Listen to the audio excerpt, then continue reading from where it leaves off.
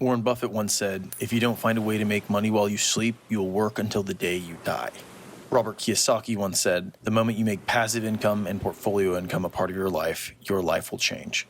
These words will become flesh." Hey guys, welcome to the channel. My name is Travis, and if you're new around here, I like talking about investing or anything to do with building wealth. If you want to hear more about topics like these, make sure to subscribe. It doesn't cost you anything, and if I say anything dumb during the video, you can always unsub at the end. So in this video, I want to talk about two dividend-paying ETFs that I believe that will perform very well during specifically a very volatile or bear market. One of these two funds was actually just created in 2020. So the first fund is relatively well known, and that's QYLD. QYLD is a covered call ETF that is invested in the NASDAQ 100, much like the very popular ETF QQQ. So this fund invests in companies like Apple, Microsoft, Amazon, Tesla, Google, Facebook, PayPal, and Intel, but with one caveat. It has a whopping 12% dividend yield that's paid out monthly, not quarterly. So now you're thinking, this is too good to be true. They're gonna have to slash that dividend yield. This is just not sustainable. Well, this covered call strategy is why this fund is able to sustainably provide you over a 10% dividend yield. Don't get me wrong, the yield could drop below that, but that would still be absolutely phenomenal. Looking at its historical dividend payout, it's been able to provide a very consistent dividend over the last 2 years and even through the pandemic. But the major downside to this fund is that it really doesn't appreciate in value. In fact, the price really hasn't varied much over the last 8 years. Even on this graph, since 2013, it's gone from $25 a share to $22 a share, meaning a very small decrease over the last 8 years. But if you're an income investor, this slight decrease can be forgiven considering its massive dividend yield. Basically, the pros outweigh the cons. But there's an alternative to this fund that is very similar but with one major difference. This ETF is QYLG. It has the same covered call strategy on the exact same index, but it only applies this strategy to 50% of the fund, not 100% of the fund like QYLD. As a result, this fund also has a massive dividend yield of 6%, but it also comes with a lot of growth potential. In fact, I found a fund that is very similar to QYLG, and over the last 5 years, it's grown 50%. So how do QYLG and QYLD compare? I actually personally believe that QYLG is a much better option than QYLD, but I'll be explaining that in a second. So now you're wondering, what exactly is a covered call strategy? How is a fund that's the equivalent of the NASDAQ paying a 12% dividend? Wow, that's a perfectly timed and set up question. Thank you for asking. Well, a covered call ETF is an ETF that uses call options to generate income. A call option is an agreement that gives a buyer the right, but not the obligation, to buy a stock on an agreed upon price within a specified time frame. This buyer pays a fee to the seller for that right. The seller keeps the fee regardless of what happens in the future. So in this case, QYLD or QYLG is the seller who gets to keep this fee no matter what happens. This fee is what's getting paid out in the form of these dividends. The reason that it's called a covered call is because the fund actually owns the stock in this agreement. So the fund is covered if the buyer wants to execute their option to buy the stock at the agreed upon price. So there are 3 outcomes that can result from a covered call, and these outcomes are what result from this ETF. Outcome number 1, the stock price goes down after 30 days. This is good for us as the seller, QYLD, as the option expires worthless and the seller gets to keep the premium and the stock. So let's say that there's a stock that's worth $100 and you agree to sell it to the buyer at $110. But the price goes down. The buyer is obviously not going to execute this option, meaning the seller gets to keep both the premium and the stock. Outcome number 2, the stock price stays the same after 30 days. This is again good for us as the seller, QYLD, as the option expires worthless, and again, the seller gets to keep the premium and the stock. So again, let's just say that the stock is worth $100. You agree to sell it to the buyer at $110, but the stock price stays the same and remains at $100.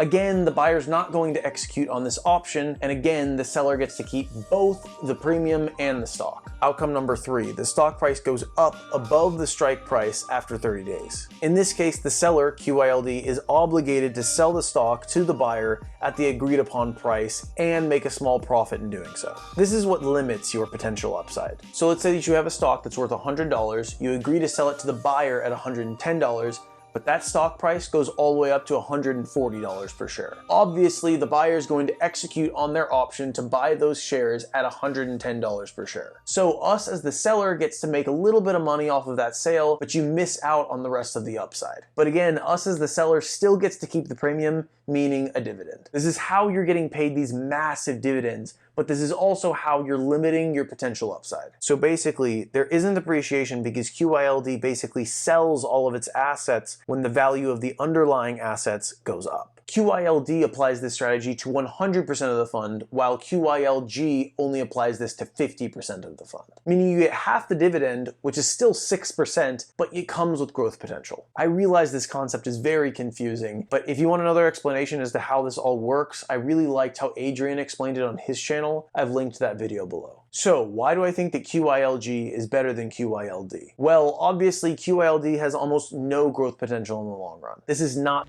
the case with QYLG. Because QYLG is brand new, it has almost no track record. So I found another fund that is almost exactly the same to use as an example. Keep in mind, I'm not recommending this fund only because the management fees are so much higher. This fund that I'm going to be using as an example is QQQX. The graph that you're looking at represents the total return from these funds, meaning this is the return from both dividends and growth. The three funds that you see in front of you are QQQ, which has absolutely killed it over the last 10 years, QQQX, which is the equivalent of QYLG, and then QYLD. As you can see, QYLG is kept up with and almost matched QQQ. But unfortunately, because QYLD allows for almost no growth, it substantially lagged behind everything else. So this is why I like QYLG more than I like QYLD. Its performance is just simply better. So just for your understanding, during a bear market, both of these funds will go down at the exact same rate, just like the NASDAQ 100. But you're getting paid a 12% or 6% dividend to soften the blow. This is why a lot of articles describe these funds as defensive investments and describe them as limiting volatility. I would say that claiming that they limit volatility isn't exactly accurate. You have the same volatility, but you have that dividend to soften the blow. There's also one more major bonus that comes with covered call ETFs. As volatility increases, the premium on these contracts also increases. This is a very fancy way of saying the more volatile the market is, the higher your dividends are going to be. So in review, there are two downsides to these funds. The first one is not a big deal, and that's that these dividends are not set in stone. These dividends will vary from month to month, but all you need to know is in general, these dividends are massive. And the second downside is really the only major drawback to these funds. We've already talked about it, but these funds really limit appreciation, meaning they limit the value of these funds going up. So for example, say we hit a huge bull market and the market is skyrocketing. Well, unfortunately, the buyers of these contracts will obviously execute their option to buy at the lower agreed upon price. Meaning you've made a little bit of money from this, but you lose out on the massive upside you could possibly have during a bull run like this, especially with specifically QYLD. For this reason, I think that this investment would be great for passive income investors who believe that we won't continue to see this massive bull run that we've been on for the last 10 years. Basically, if you expect any type of stagnation, volatility, or even downturn, this investment might be a good option. And considering what Ray Dalio, Warren Buffett, Charlie Munger, and Michael Burry are all saying, I would not be at all surprised if you have this opinion. But if you care at all about growth or dividend growth,